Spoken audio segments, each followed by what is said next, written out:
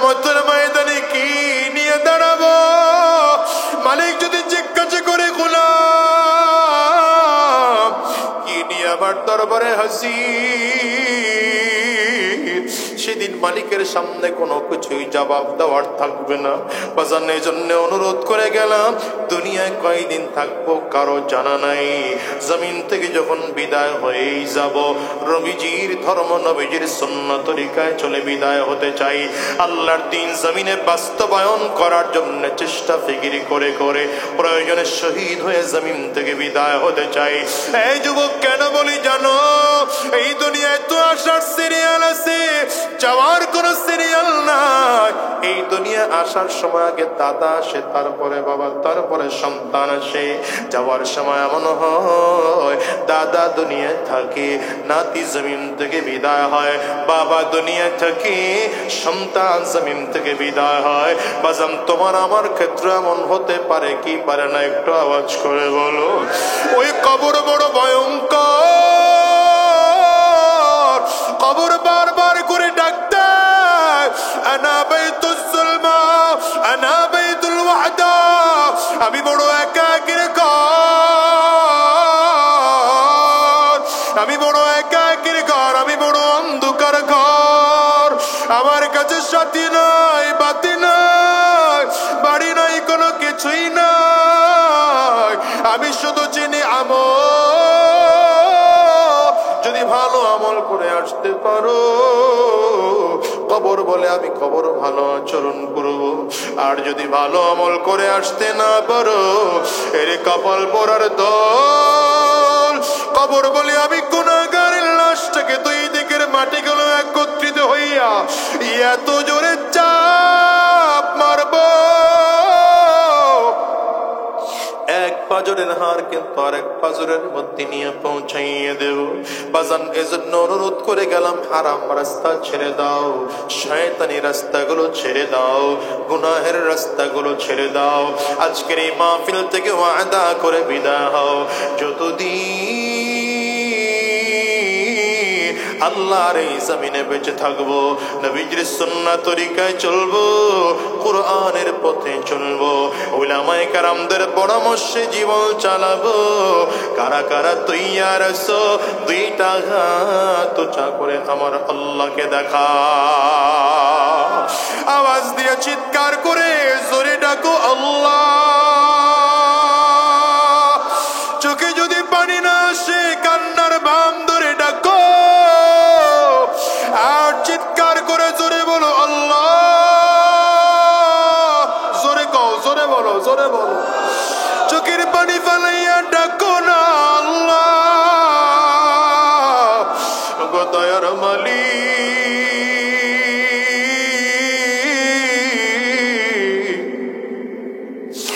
দুইটা হাত তুলে ওয়াদা করলাম, আর হারাম রাস্তায় চলবো না, শয়তানি রাস্তায় চলবো না, হারাম রাস্তায় কদম বাড়াবো না। আল্লাহ তুমি কবুল করে নাও, কবুল করে নাও, কবুল করে নাও। জবান খুলে বলো আমিন। আলহামদুলিল্লাহি রাব্বিল আলামিন, আলহামদুলিল্লাহি রাব্বিল আলামিন, والصلاة والسلام على سيد الأنبياء والمرسلين। দয়ার মালিক,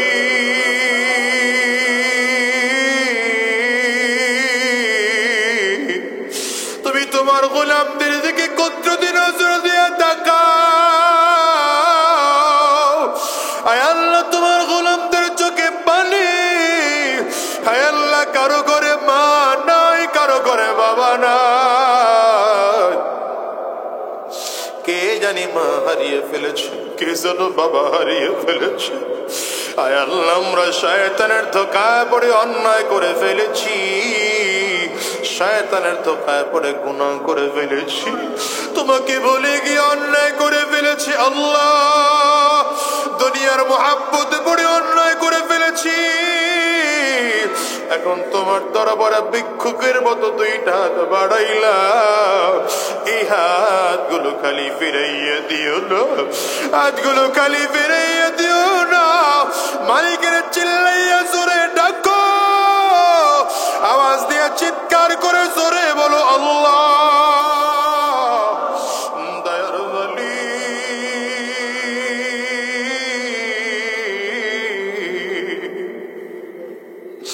সকলেরই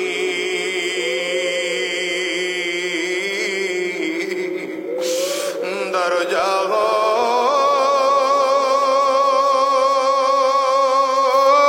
হইতে আল্লাহ ফিরিয়া আল্লাহ তোমারি দরওয়াজায় রইলাম পুরিয়া। তুমি যদি মাফ না করো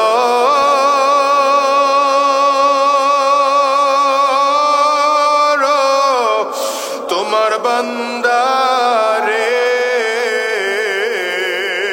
আল্লাহ আল্লাহ বলো তোমার বান্দা যাইবে কার দ্বারে আদর করিয়া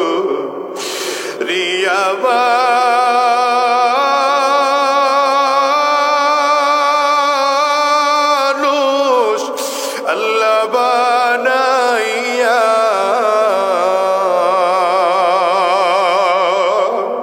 কেমনে দিবা জাহান্নামে,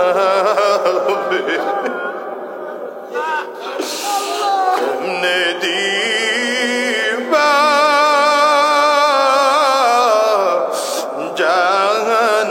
জাহান্নামে ফালাইয়া। দয়ার মালিক তুমি তোমার বান্দাদের চেহারার দিকে একটু কুদরতি নজর দিয়ে তাকাও, বান্দাদের চোখের পানিগুলো দেখো। আয় আল্লাহ তোমার গোলামেরা চোখের পানি ফালিয়া ফালায়া কাঁদে, এদের কারো ঘরে মা নাই, কারো ঘরে বাবা নাই, কারো ঘরে আব্বা আম্মা কেউ নাই।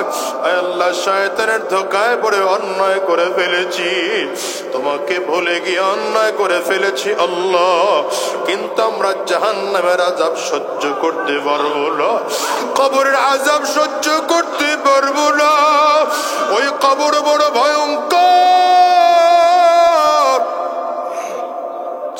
কবরের মধ্যে বড় বড় সাপ, বড় বড় বিচ্ছু, আমরা সহ্য করতে পারবো না গো মালিক।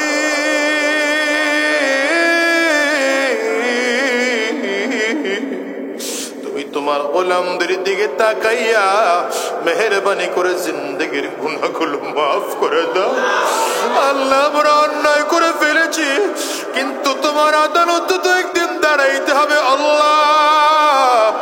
আয় আল্লাহ যেদিন সূর্য মাথার মুঠো ভাত উপরে হবে, মাথার মগজগুলো সূর্যের তাপে হাতের মারের মতো টকবক করে ফুটতে থাকবে আল্লাহ, সেই দিন তুমি যদি আমাদেরকে ক্ষমা না করো,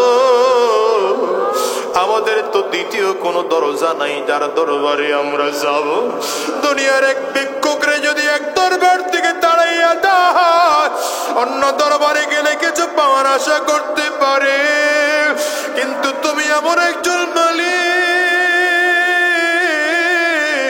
তোমার দরবার থেকে যদি একবার কাউরে তাড়াইয়া দাও, আর কোন দরবার নাই যার দরবারে গিয়ে হাত তুলবো।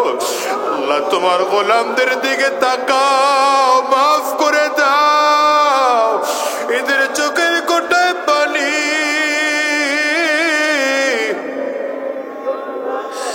কারো চোখ দিয়া গাল বেবে পানিগুলো পড়ে, কারো চক্ষু দুইটা লাল। আল্লাহ আমরা শয়তানের ধোকায় অন্যায় করে ফেলেছি, মেহেরবানি করে জিন্দেগির গুনাহ মাফ করে দাও।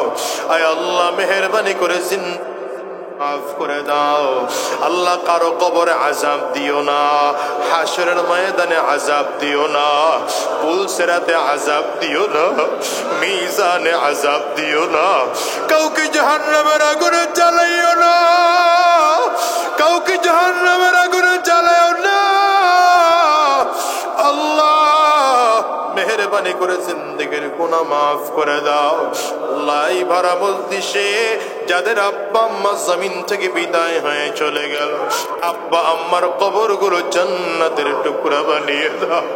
আয় আল্লাহ যাদের আব্বা আম্মা বেঁচে আছে হায়াতে বরকত দান করো। ওয়ালাকাদ যায়্যানা السماء الدنيا بمصابيح وجعلناها رجوما للشياطين وأعتدنا لهم عذاب السعير।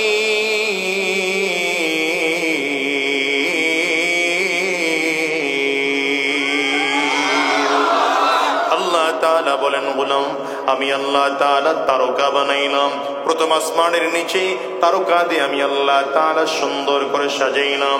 কত তারকা বানিয়েছেন রাসূল আরবি সাল্লাল্লাহু আলাইহি ওয়াসাল্লাম। আম্মা জানা আয়েশা সিদ্দিকা রাদিয়াল্লাহু আনহা কে বলে, এ আয়েশা তুমি সহ तमाम পৃথিবীর মানুষ যদি আসমানের তারকা একটা একটা করে গণনা করতে শুরু করে, আসমানের তারকাগুলো গুনে গুনে শেষ করা যাবে না। এরপরে আল্লাহ বানিয়েছেন 7 আসমান। কয় আসমান? হুয়াল্লাযী খালাকা সাবআ সামাওয়াতিন তিবাকা মা তারা ফী খালকির রহমানি মিন তাফাউত ফারজি'ল বাসার হাল তারা মিন ফুতুর ثم ارجع البصر كرتين ينقلب إليك البصر خاسئا وهو حسير।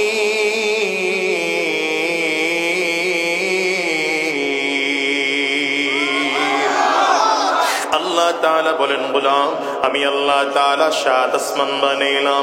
মাওলানা তারিক জামিল সাহেব তার কিতাবের মধ্যে লেখেন আল্লাহ তাআলা প্রথম আসমানকে স্বচ্ছ সাদা কাঁচ দিয়ে বানিয়েছে, দ্বিতীয় আসমানকে আল্লাহ তাআলা লোহা দিয়ে সৃষ্টি করেছেন, তৃতীয় আসমানকে আল্লাহ তাআলা তামা দিয়ে সৃষ্টি করেছেন, চতুর্থ আসমানকে আল্লাহ তাআলা রূপা দিয়ে সৃষ্টি করেছেন, পঞ্চম আসমান আল্লাহ তাআলা স্বর্ণ দিয়ে সৃষ্টি করেছেন, ষষ্ঠ আসমান মণি মুক্তা দিয়ে সৃষ্টি করেছেন, সপ্তম আসমান জবরদস্ত পাথর আর ইয়াকুত পাথর দিয়ে সৃষ্টি করেছেন।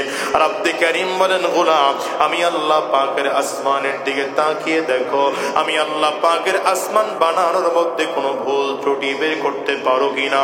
একবার তাকিয়ে যে হয় না, আবার ইঞ্জিনিয়ারিং নজর দিয়ে তাকাও, বৈজ্ঞানিক নজর দিয়ে তাকাও, আর্কিটেক্ট ডিজাইনারের নজর দিয়ে তাকাও, রাজমিস্ত্রির নজর দিয়ে তাকাও, স্যানিটারি মিস্ত্রির নজর দিয়ে তাকাও। তাকিয়ে তাকিয়ে দেখো আমি আল্লাহ পাকের আসমান বানানোর মধ্যে ভুল বের করতে পারো কিনা। রব্বে কারীম বলেন তাকিয়ে দেখো আমি আল্লাহ তাআলা শুধু 7 আসমান বানাই নাই, জমিনের দিকে তাকাও আমি আল্লাহ তাআলা 7 জমিন বানাইলাম। আল্লাহ তাআলা বলেন এরপরে তাকাও আমি আল্লাহ পাক পুকুর বানাইলাম, আমি আল্লাহ সাগর বানাইলাম। আমার আল্লাহ তাআলা কত চমৎকার করে আপনার আমার জন্য নদী বানালেন, খাল বিল বানালেন, পুকুর বানালেন। বাইরে যেখানে পানি আছে সেখানেই মাছ আছে, তবে দেখবেন এক এক জায়গার পানির মাছের স্বাদ এক এক রকম, সাগরের মাছের স্বাদ এক রকম, পুকুরের মাছের স্বাদ আরেক রকম, আবার খাল বিল নদীর মাছের স্বাদ আরেক রকম। রব্বে কারীম বলেন গোলাম এরপরে তাকিয়ে তাকিয়ে দেখো আমি আল্লাহ তাআলা কত গাছ জমিনের মধ্যে সৃষ্টি করেছি।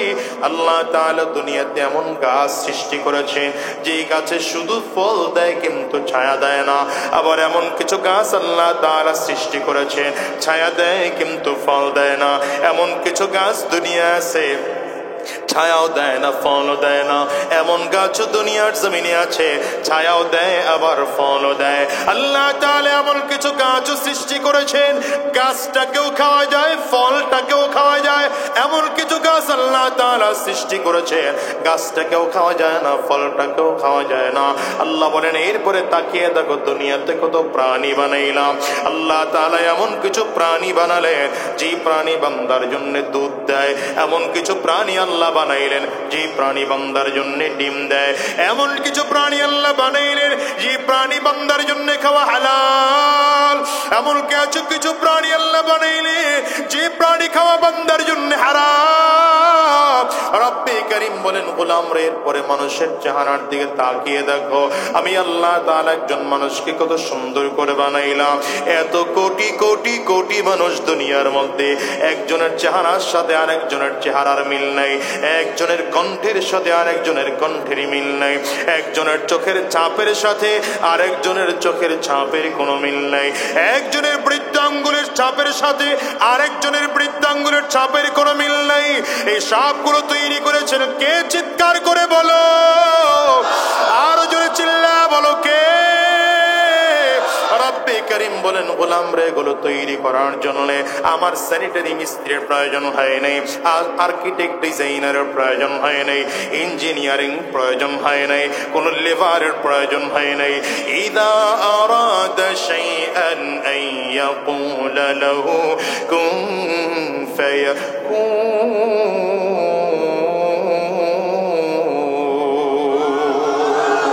আল্লাহ বলেন, এগুলো আমি আল্লাহ তাআলা শুধু ইচ্ছা করেছি, কোন বলেছি তো সাথে সাথে হয়ে যায়। দুনিয়ার মুসলমানেরা, আমার আল্লাহ তাআলা এগুলো তৈরি করেছেন একা একা, দুনিয়ার কাউকে লাগে না। চিল্লায় জোরে বলো সুবহানাল্লাহ। হয় না আওয়াজ? চিল্লায় আরো জোরে বলো। এরা সব মুখাপেক্ষী, আমি আল্লাহ এদেরকে মুখাপেক্ষী করে বানাইলাম। একমাত্র মুখাপেক্ষী না তিনি কে? চিল্লায় জোরে বলো। আমরা দুনিয়ার সব মানুষগুলো মুখাপেক্ষী, আল্লাহ তাআলা আমাদেরকে মুখাপেক্ষী করে বানিয়েছেন। ক্ষমতার পাওয়ার পাইয়ে যারা জোরে জোরে ভাষণ দেয়, আল্লাহ তাআলা তাদেরকেও মুখাপেক্ষী করে বানিয়েছে। জনগণের ভোটটা যদি না হয়, ক্ষমতায় থাকা যায়? কথা জোরে বলে না কেন? হয়তো আপনারা বলবেন, হুজুর না, 2 বার 3 বার 4 বার করে থাকা গিয়েছে। প্রথমবার জনগণ ক্ষমতায় ভোট দিয়ে পাঠিয়েছিল, কিন্তু দ্বিতীয়বার জনগণ দেয় নাই, কর্মী বাহিনী বানিয়েছে। কর্মী নিজ দায়িত্বে জনগণের ভোট পিটাই আনে তারে। বুঝেন না মনে হয় আপনার? তৃতীয়বারে পরিস্থিতি এমন, এবার পুলিশেও সহযোগিতা করে। কথা বলেন, বাংলাদেশের জমিনে এমন ভোট হয়েছে, চাচি ভোট কেন্দ্রের বারান্দায় ঘুরে আর একজন যুবক দাঁড়ায় বলে, চাচি ভোট কেন্দ্রে গিয়ে লাভ নাই, ভোট দেওয়া হয়ে গেছে, আপনারটাও দেওয়া হয়েছে, চাচারটাও দেওয়া হয়েছে। তার চাচি দাঁড়ায় দাঁড়ায় কান্না করে, হায় রে, তোর চাচায় যাইলো, ভোট দিয়ে গেল, আমারে জানাইলি না। 5টা বছর আগে স্বামীটায় মারা গেল, কবরে চইলা গেল, কবর থেকে ওইটা ঈশা জিন্দা হইয়া ভোট দিয়ে আবার হেঁটে হেঁটে ওই যে কবরে চলে গেল। আমারে জানাইলি না, জানাইলে তো অন্তত তোর চাচার সাথে আমার দেখা। বুঝা গেল, একবার হয়তো থাকা যায়, দ্বিতীয়বার হয়তো আবার আসা যায়, হয়তো তৃতীয়বারেও আসা যায়, হয়তো চতুর্থবারেও আসা যায়। কিন্তু জনগণ যখন একবার খেপে রাজপথে নেমে যায়, দুপুরের খানা পাকানো থাকে, না খাইয়া পালাতে হয়। তুই হাত উঁচা করে চিল্লা বলো, ঠিক কিনা করে বলো। ফেরাউন দাবি করেছিল, আনা রাব্বুকুমুল আ'লা। এটা কার দাবি? আসতে বলে কে কে? আসতে বলে কে কে? কার দাবি? ফেরাউনের দাবি, আনা রাব্বুকুমুল আ'লা, আমি সব থেকে বড় খোদা, সব থেকে বড় রব। ফেরাউন খোদা না ভণ্ড? আসতে বলে কেন? খোদা না ভণ্ড? যখন বড় খোদা বলে দাবি করেছে, আল্লাহ তাআলা বলেন, ঠিক আছে, তুই কত বড় খোদা আমি আল্লাহ পাকের একটু দেখা দরকার। আল্লাহ তাআলা ফেরেশতা একজনকে বলেছেন, এক কাজ করো, লোহিত সাগরের চাবিটা একটু ঘুরায় রাখো, নীল দরিয়ার পানির চাবিটা ঘুরায় রাখো। ফেরেশতা চাবি ঘুরিয়ে রেখেছে। অল্প দিনের মধ্যেই মিশর এলাকার মধ্যে দুর্ভিক্ষ শুরু হয়ে গেল, পানি শূন্যতা দেখা গেল। মিশরের লোকজনগুলো সব চলে আসছে ফেরাউনের কাছে। খোদা, আপনাকে আমরা খোদা বলে মানি, আপনার কথা ছাড়া আমরা এক কদম নড়ি না, কিন্তু নীল দরিয়ায় পানি নাই, মিশর এলাকায় দুর্ভিক্ষ, পানির ব্যবস্থা করে দেন। ফেরাউন বলে আজকে চলে যাও, আগামীকাল পানি আসবে। বাপ দাদা 14 গোষ্ঠীর ক্ষমতা আছে পানি দেওয়া। এরপরে সহজ উত্তর দিয়ে দিল, যাও যাও পানি চলে আসবে। একদিন চলে গেল, দ্বিতীয় দিন লোকজন আবার আসছে পানি কয়ে, বলে আগামীকাল। কথা কয় না। আবার লোকজন তৃতীয় দিন আবার আসছে পানি কই, বলে আগামীকাল। যে আমাদের দেশের নেতারা দেখেন না কত প্রতিশ্রুতি দেয়, নির্বাচনের আগে বলে রাস্তা পাকা করে দেব, রাস্তা পিচ ঢালাই করে দেব, উন্নয়নের জোয়ার বয়া দেব, প্রাথমিক বিদ্যালয় একটাও বাকি রাখবো না, মাধ্যমিক বিদ্যালয় একটাও বাকি রাখবো না, বেকার কোনো যুবকই থাকবে না। নির্বাচন শেষ হয়ে গেলে পরে নেতায় কাঠের চশমা স্টিলের চশমা পরে হাঁটে, কাউরে আর চিনে না। আপনাদের এলাকায় হয়তো নাও থাকতে পারে, আমাদের বরিশাল অঞ্চলের কথা বলতেছি। হ্যাঁ, ফেরাউন কোন কায়দে বুঝ দিয়ে দিল যে আগামীকাল চলে আসবে। কয়দিন? একদিন, 2 দিন, 3 দিন হয়ে গেল।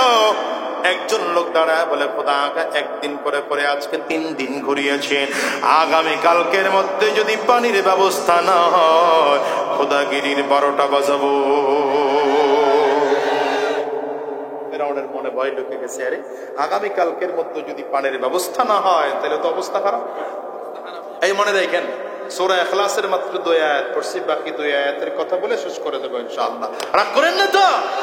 মাঝখানে যেহেতু গলিতে একটু ঢুকলাম, গলিটা শেষ করি নাকি? কথা পায় আছেন তো আপনারা? মাশাআল্লাহ। হঠাৎ করে আবার বিড়ির নেশা লাগবে না তো? আপনাদের এলাকার মানুষ বিড়ি টিড়ি খায়নি না, ট্যাবলেট খায়? হ্যাঁ, কথা বলেন না কেন? লতা পাতা খায়? আল্লাহ হেফাজত করুন এই জাতিকে। যুবকদেরকে বলবো, যুবক নেশাগ্রস্ত হবে না, নিজের ব্রেনকে নষ্ট করবে না। টেনশনে পড়েছ, নামাজে দাঁড়িয়ে যাও। আয় কথা বলেন, টেনশনে পড়েছ, নামাজে দাঁড়িয়ে যাও। রবের সামনে দাঁড়িয়ে সূরা ফাতিহা পড়ো, রবের মাথার সামনে, রবের কদমের সামনে নিজের নাক আর কপালটাকে ঠেকে সুবহান রাব্বিয়াল আ'লা পড়তে থাকো, চোখের পানি ফেলে সাজদায় পড়ে কাঁদতে থাকো। খোদার কসম, তোমার নামাজ তোমার চিন্তার পেরেশানি আর টেনশন দূর করে দেবে। কিন্তু যদি বারবার নেশা খেয়ে রাস্তায় পড়ে থাকো, কিছুদিন পরে তোমার জীবনও চলে যাবে, যৌবনও শেষ হয়ে যাবে। সচেতন হবেন। আপনার ছেলে স্কুল ছুটি হয়েছে কয়টায়, বাসায় ফিরলো কয়টায়, ঠিক মতো ক্লাস করে কিনা, টিউশনিতে ঠিক মতো যায় কিনা, না ক্লাসের নাম ধরে বন্ধুদের সাথে গিয়ে আড্ডা দেয়, এটা খোঁজ খবর নেওয়ার দায়িত্ব বাবার, খোঁজ খবর নেওয়ার দায়িত্ব মায়ের। সন্তান শুধু জন্ম দিলেই হয় না, সন্তান লালন পালন শিখতে হয়। কারণ রাসূল আরবী সাল্লাল্লাহু আলাইহি ওয়াসাল্লাম বলেন, কুল্লু মাউলুদিন ইউলাদু আলা ফিতরাতি, এই ফিতরাতুল ইসলাম, প্রত্যেকজন সন্তান মুসলমান হয়েই জন্মগ্রহণ করে। ফাআবাওয়াহু ইউহাফিদানি আও ইউনাসসারানি, নবী আমার বলেন, বাবা এবং মায়ের অবহেলার কারণে সে বদ্দিন হয়ে যায়, হারামখোর হয়ে যায়, ইহুদি হয়ে যায়, নাসারা হয়ে যায়। ঠিক কিনা বলেন? সন্তানকে দেখাশোনা করবেন, সন্তানের প্রত্যেকটা কদম কদম হিসাব করবেন। আমার তো এখনো মনে আছে, আমার দাড়িগুলো যখন ছোট একটু একটু করে দাড়ি হয়েছে, আমার বাবা হাতের উল্টা দিক এমন করে হাতাই, তখন তো বুঝি নাই কেন হাতাই। ওই যে কলিজায় সাহস জীবনে হয় নাই। আলহামদুলিল্লাহ, জীবনের জন্য কোনোদিন দাড়ির মধ্যে খুর লাগানোর সাহসই দেখিনি। আপনার সন্তান নষ্ট হচ্ছে কেন? আপনার কারণে না? ঠিক আসতে বলা হয়, জোরে বলেন। আপনার মেয়ে ধর্ষিতা হয় আপনার কারণে। কারণ পর্দাশীল কোন মেয়ে ধর্ষিতা হতে পারে না, লাঞ্ছিত হতে পারে না। কথা বলেন না কেন? ঠিক কিনা? অর্ধলাঙ্গ করে মেয়েটাকে ছেড়ে দিয়েছেন, হ্যাঁ পড়াতে নিষেধ করছি না, আপনার মেয়েটা স্কুলে পড়বে, কলেজে পড়বে, ইউনিভার্সিটিতে পড়বে, কিন্তু পর্দা আর নেকাব ছেড়ে নয়, শালীন পোশাক পরে পর্দা পরে স্কুলে যাবে, কলেজে যাবে, ইউনিভার্সিটিতে যাবে, ঠিক কিনা বলেন? কারণ আমার এদেশে মহিলা ডাক্তারেরও দরকার, মহিলা ইঞ্জিনিয়ারেরও দরকার, মহিলা অ্যাডভোকেটেরও দরকার, মহিলা ব্যারিস্টারেরও দরকার। আপনার মেয়েকে লেখাপড়ার নামে অশ্লীল বানায় দিবেন না। আমার দেশের বাবা মা গুলো অসচেতন, সন্তানদেরকে লেখাপড়া করাচ্ছে, এদিকে সন্তান যে 2 নম্বর না 8 নম্বর হয়ে যাইতেছে, 10, 12, 14 নম্বর হয়ে যায়, বাবা আর মায়ের খবর নাই। রাগ করলেন? আর জীবনে দাওয়াত হইব না এই ওয়াজের পর। রাগ করতেছে? তো কি বললাম? ফেরাউন, মাশাআল্লাহ মনে আছে, কে কইলো মাশাআল্লাহ, এরকম শ্রোতা দরকার। ফেরাউনের কাছে লোকজন আসছে, খোদা পানির ব্যবস্থা করে দাও। আগামী কালকের মধ্যে পানি না আসলে, ভুলে গেছে বলেন। ফেরাউন রাতের বেলা চিন্তা করে, আমি যদি আগামী কালকের মধ্যে পানির ব্যবস্থা করতে না পারি, খোদাগিরিও টিকবে না, আমি নিজেই বাঁচব না। একা একা রওনা করেছে, পুলিশ নাই, আর্মি নাই, র্যাব নাই, বিডিআর নাই, বিমান বাহিনী নাই, কামান বাহিনী নাই, কাউ নাই, একা একা রওনা করেছে। পাহাড়ের চূড়ায় উঠে গর্তের মধ্যে ঢুকে, কিতাবে লেখে এমনও বর্ণনা পাওয়া যায়, নিজের পা 2টা নিজে উপরের দিকে পান দিয়া মাথা নিচের দিকে দিয়ে এবার আল্লাহকে ডাকতে আরম্ভ করেছে। ফেরাউন শিখলো কোথা থেকে? ওই ইবলিসের কাছ থেকে শিখেছে। ইবলিসকে আল্লাহ তাআলা তার রহমত থেকে যখন বের করে দিয়েছিল, তখন ইবলিস আল্লাহ পাকের কাছে বলে, আল্লাহ একদম খালি হাতে ফিরিয়ে দিও না, অন্তত হায়াতটা বাড়ায় দাও। অন্তত 3টা জিনিস ইবলিস ওই সময় আল্লাহর কাছে চাইয়া পাইছে। রবের তো ওয়াদা আছে, উদউনি আস্তাজিব লাকুম। রব্বে কারীম বলেন, ওয়া ইযা সাআলাকা ইবাদি আন্নী ফাইন্নী করিব।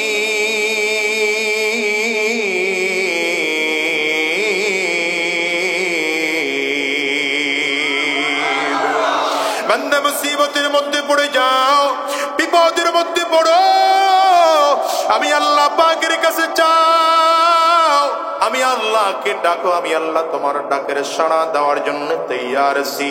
গোলাম রে, মুসিবতের মধ্যে পড়ে যাইবা, আমি আল্লাহ পাকের কাছে যদি চাওয়ার মতো চাইতে পারো, আমি আল্লাহ দেওয়ার জন্য তোমার তৈয়ার।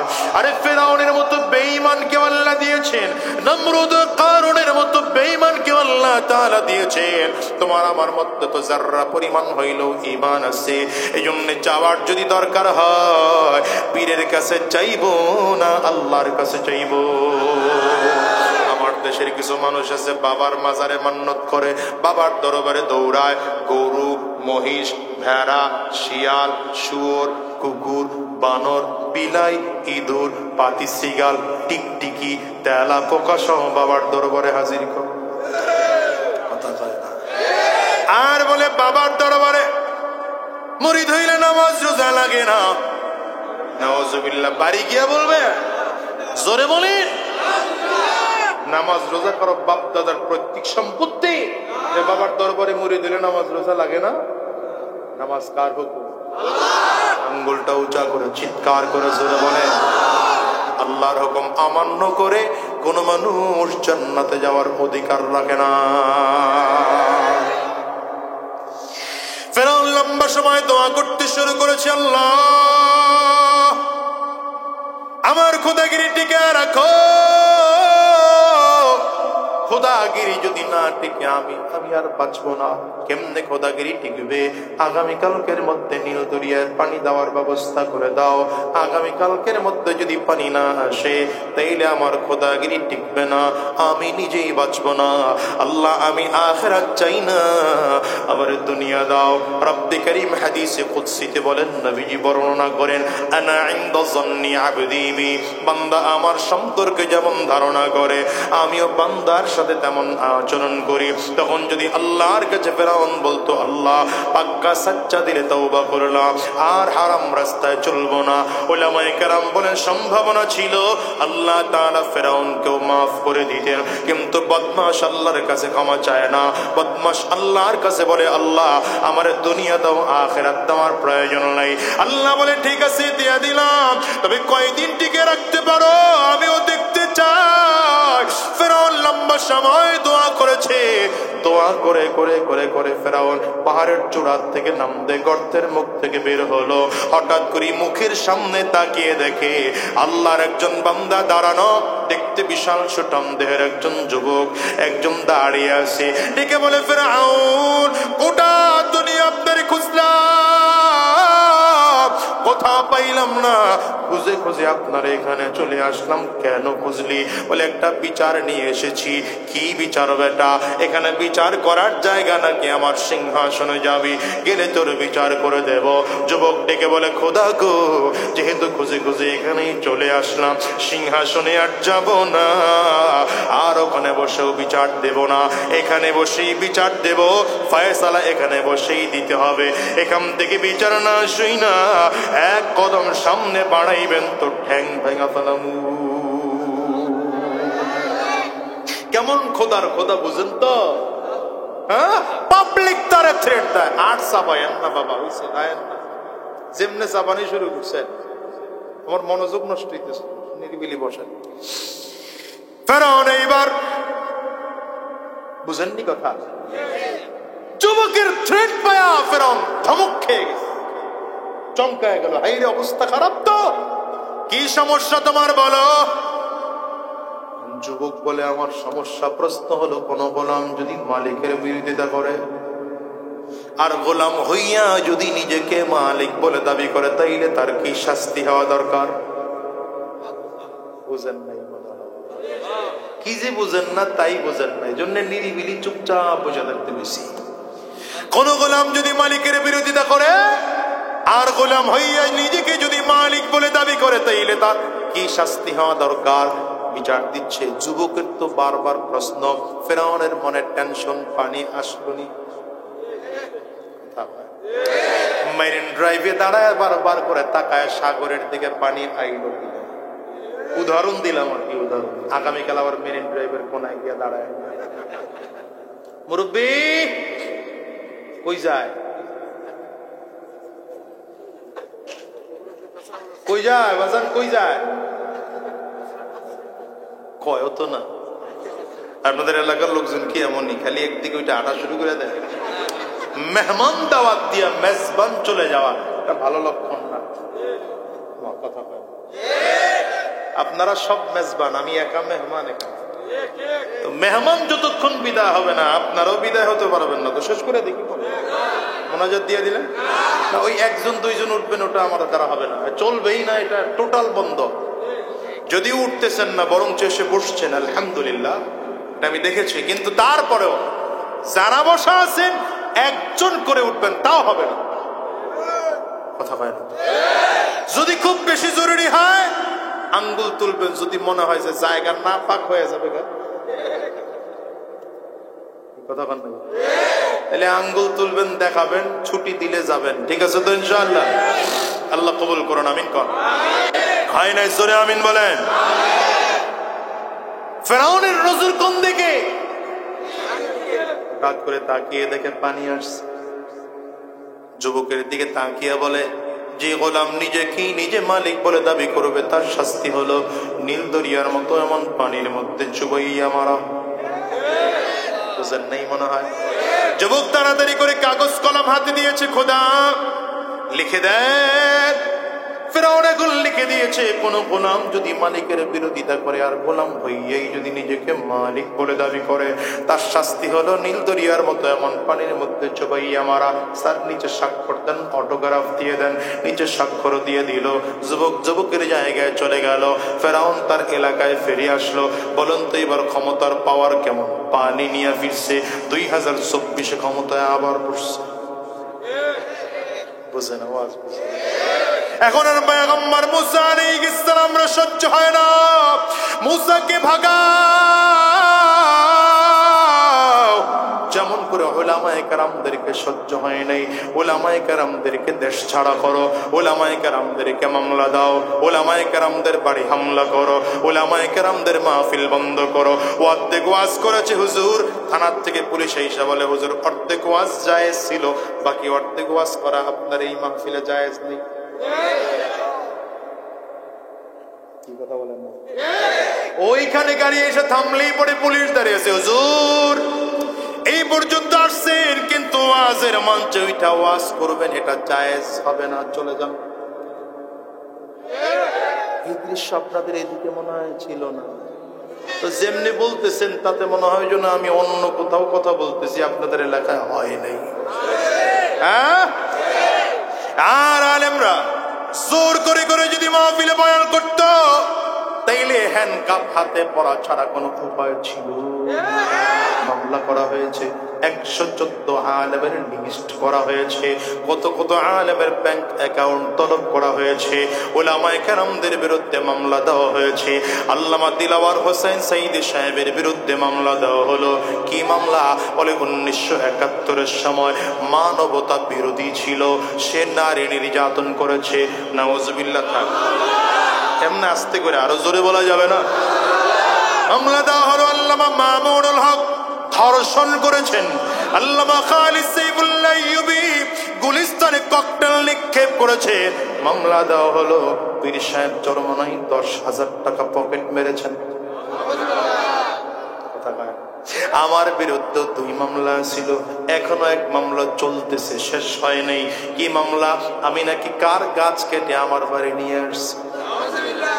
প্রতিদিন 2টা-4টে করে মাহফিল থাকলে গাছ কাটার টাইম কই বলেন তো? হ্যাঁ, এই আলেমদেরকে নির্যাতন করেছো, জুলুম করেছো, অত্যাচার করেছো। আজকে তাকিয়ে তাকিয়ে দেখো উলামায়ে কেরামরা হাজারো লক্ষ মানুষের সামনে দাঁড়াইয়া বুক টান করে কথা বলে, মাথা উঁচু করে কথা বলে, গলা টান করে কথা বলে, মানুষগুলো তাদের কথা মোহাব্বত করে করে শুনে। কিন্তু তোমরা যারা হামলা করেছো, তোমরা যারা মামলা করেছো, আজকে গলা পাতার বিছানায় ঘুমাইয়াও বাঁচতে পারো নাই। প্যান্ট শার্ট খুলে লুঙ্গি পরেছো, আইরে দাড়ি কামাইয়া চুলের মধ্যে কলব লাগিয়েছো, মাছের টলারে উঠেছো, নিজের জেলে বলি পরিচয় দিয়েছো, তারপরেও তোমরা বাঁচতে পারো নাই। আমি তো বলি এটা দুনিয়ার ধরা, আখিরাতের ধরা এখনো বাকি আছে। সেই দিন আল্লাহর সামনে জালিমও দাঁড়াবে, মাজলুমও দাঁড়াবে, তোমরাও দাঁড়াইবা, আমরাও সেদিন দাঁড়াবো। আল্লাহর আদালতে আসামির কাঠ গড়া দাঁড় করাইয়া প্রত্যেকটা জুলুমের একটা একটা করে হিসাব দেওয়া হবে।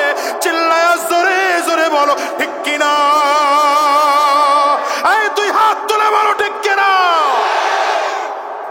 আলেমদের সাথে থাকবেন না জালেমদের সাথে? জোরে বলেন, আলেমদের সাথে না জালেমদের সাথে? ইমানদারদের সাথে না বেঈমানদের সাথে? মসজিদের সাথে না মন্দিরের সাথে? কোরআনওয়ালাদের সাথে না কোরআন বিরোধীদের সাথে? দিল্লির সাথে না ঢাকার সাথে? জোরে বলো। ইমানদারদের সাথে থাকতে তৈয়ার আছেন তো ইনশাআল্লাহ? কোরআনওয়ালাদের সাথে থাকতে তৈয়ার আছেন তো ইনশাআল্লাহ? আগামীর দিনে উলামায়ে কেরামদের সাথে থাকতে গিয়ে যদি রক্ত দেওয়ার দরকার হয় রক্ত দেব, যদি জীবন দিতে হয় কারা কারা তৈয়ার আছো? কারা কারা তৈয়ার আছো? 2 হাত উঁচু করে আল্লাহকে দেখাও।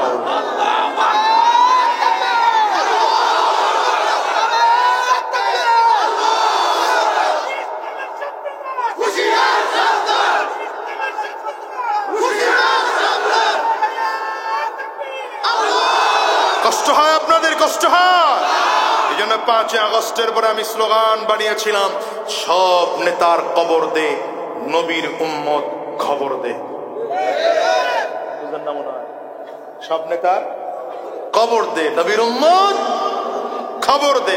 কারণ নেতা তো বহুত দেখলাম, হিসাব করে দেখলাম, নবীর আদর্শ ছাড়া নেতা হলে এগুলো চোর হয়, ডাকাত হয়, খুনি হয়, ধর্ষক হয়। ঠিক কিনা আওয়াজ করেছেন?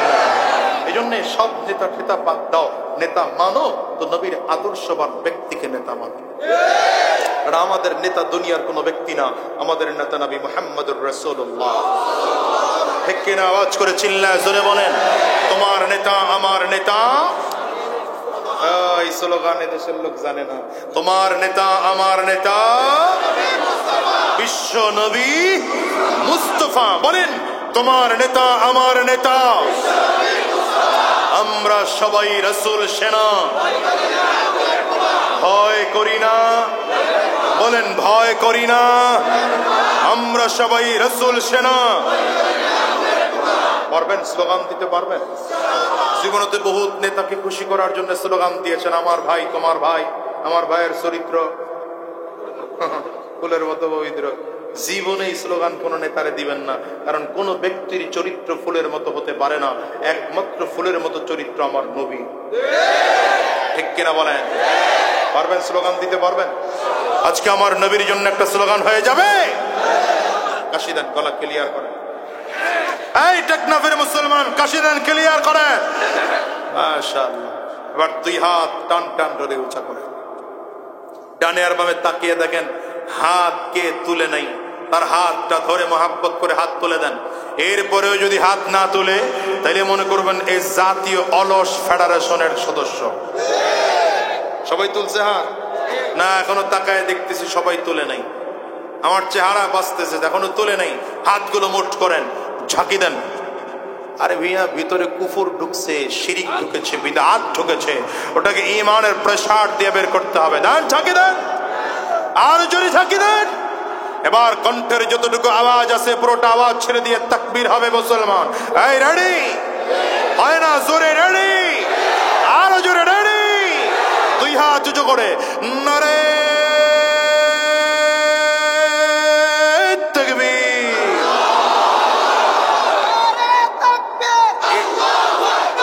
স্টেজের হুজুররা আওয়াজ জোরে দেয় না, ঝামেলা চলতেছে। আপনারা জোরে দেন, দেখবেন পাবলিক এমনি জোরে দিবে।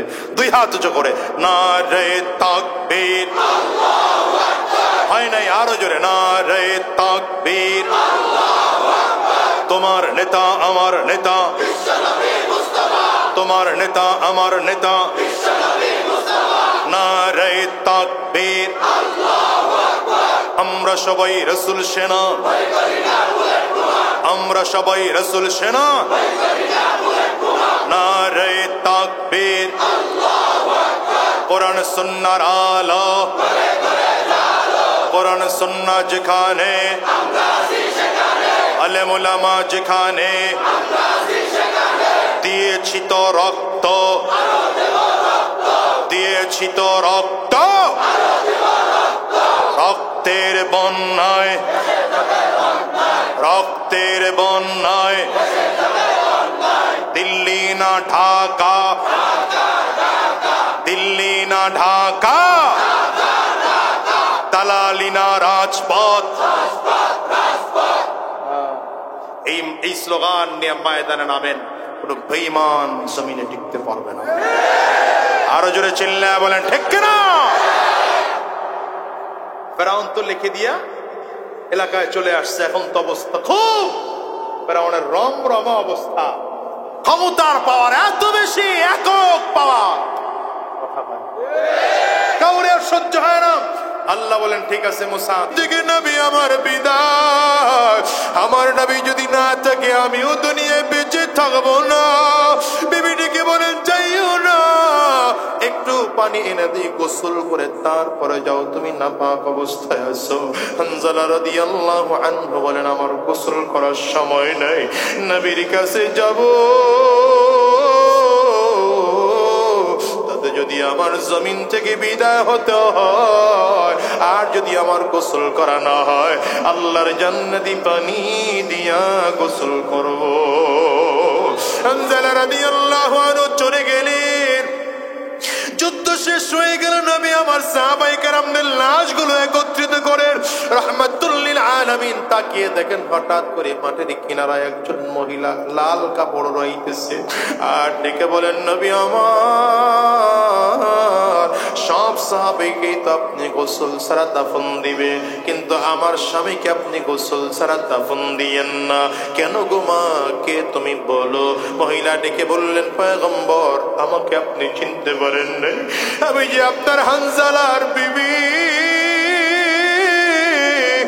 আপনার হানজালা করে থাকতে পারে না, আপনার হানজালা জমিনে চলে আসছে, যুদ্ধের ময়দানে যুদ্ধ করতে করতে শহীদ হইয়া আল্লাহর জান্নাতে চলে গেল। রাহমাতুল লিল আলামিন সাহাবায়ে কেরামদেরকে বলে, আমার হানজালার লাশটা খুঁজে বের করো। ফেরেশতারা আরে নবীজির কানের কাছে এসে জিবরাইল বলেন, পয়গম্বর, আপনার হানজালার লাশ খুঁজতে হবে না, আমার আল্লাহ হানজালাকে জান্নাতি পানি দিয়ে গোসল করাইয়া আপনার অন্যান্য সাহাবীদের পাশে তাকে লাশ পাঠিয়ে দেওয়া হয়েছে। হযরত আলী রাদিয়াল্লাহু আনহু বলেন, আমি হানজালার খোঁজার জন্য প্রত্যেকটা লাশের উপর থেকে মাথাটা কাপড়টা আমি সরিয়ে দেই। হঠাৎ করে তাকিয়ে দেখি হানজালা রাদিয়াল্লাহু আনহুকেও দেখা যায়, শরীর থেকে চুলটা ভিজা, শরীর থেকে পানির ফোঁটাগুলো টপ টপ টপ টপ করে পড়তেছে। ওরে কলেজার টুকরা যুবক, তারাও তো মানুষ, তুমি আর আমিও তো মানুষ, তারাও আল্লাহর সামনে দাঁড়াবে, তুমি আর আমিও তোমার মালিক আল্লাহ পাকের সামনে দাঁড়াবো। কিয়ামতের ময়দানে কি নিয়ে দাঁড়াবো? মালিক যদি জিজ্ঞাসা করে, গোলাম কি নিয়ে আমার দরবারে হাজির, সেদিন মালিকের সামনে কোনো কিছুই জবাব দেওয়ার থাকবে না। বাজান, এই জন্য অনুরোধ করে গেলাম, দুনিয়ায় কয়দিন থাকবো কারো জানা নাই। জমিন থেকে যখন বিদায় হয়েই যাব, নবীজির ধর্ম, নবীজির সুন্নাত তরিকায় চলে বিদায় হতে চাই। আল্লাহর দ্বীন জমিনে বাস্তবায়ন করার জন্য চেষ্টা ফিকির করে করে প্রয়োজনে শহীদ হয়ে জমিন থেকে বিদায় হতে চাই। এই যুবক কেন বলি জানো? এই দুনিয়ায় তো আসার সিরিয়াল আছে, যাওয়ার কোন সিরিয়াল নাই। এই দুনিয়া আসার সময় আগে দাদা আসে, তারপরে বাবা, তারপরে সন্তান আসে। যাওয়ার সময় এমন হয়, দাদা দুনিয়ায় থাকে, নাতি জমিন থেকে বিদায় হয়, বাবা দুনিয়া থেকে, সন্তান জমিন থেকে বিদায় হয়। বাজান, তোমার আমার ক্ষেত্রে এমন হতে পারে কি পারে না? একটু আওয়াজ করে বলো। ওই কবর বড় ভয়ঙ্কর, কবর বারবার করে ডাকতে, আনা বাইতুল যুলমা, আনা বাইতুল ওয়াহদা, আমি বড় একাকীর ঘর, আমি বড় একাকীর ঘর, আমি বড় অন্ধকার ঘর, আমার কাছে সাথী নাই, বাতি নাই, বাড়ি নাই, কোনো কিছুই নাই, আমি শুধু চিনি আমল। যদি ভালো আমল করে আসতে পারো, কবর বলে আমি কবর ভালো আচরণ করব। আর যদি ভালো আমল করে আসতে না পারো, এর কপাল পরার দল, কবর বলে আমি গুনাহগারের লাশটাকে দুই দিকের মাটিগুলো একত্রিত হইয়া এত জোরে চাপ মারব, এক পাজরের হার কিন্তু আরেক পাজরের মধ্যে নিয়ে পৌঁছাইয়ে দেব। বাজান, এজন্য অনুরোধ করে গেলাম, হারাম রাস্তা ছেড়ে দাও, শয়তানি রাস্তাগুলো ছেড়ে দাও, গুনাহের রাস্তাগুলো ছেড়ে দাও। আজকের এই মাহফিল থেকে ওয়াদা করে বিদায় হও, যতদিন আল্লাহর এই জমিনে বেঁচে থাকবো, নবীজির সুন্নাত তরিকায় চলবো, কুরআনের পথে চলবো, উলামায়ে কেরামদের পরামর্শে জীবন চালাবো। কারা কারা তৈয়ার আছো? দুইটা হাত উঁচা করে আমার আল্লাহকে দেখা।